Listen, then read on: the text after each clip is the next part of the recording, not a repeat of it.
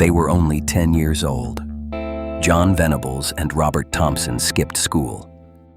Then they spotted 2-year-old James Bulger. Once they were alone, they tortured him. When he was dead, they tried to cover it up by dragging his body onto the tracks. They were both charged with murder. As gruesome and tragic as the murder was, what happened afterwards felt like a travesty. They only got 8 years.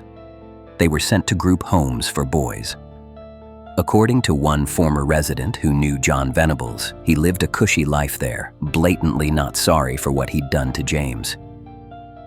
When they turned 18, a parole board decided both John and Robert were rehabilitated and no longer a danger to society. The courts granted them lifelong anonymity, new identities because they were so notorious. But it gets worse. John didn't appreciate how good he had it. He started drinking and using, telling people he was the notorious killer. In September 2008, he was arrested after a drunken fight. When his probation officer checked on him, he was destroying his computer hard drive. That's when they found violent child images. It was enough to send him back to prison. He was paroled again in 2013.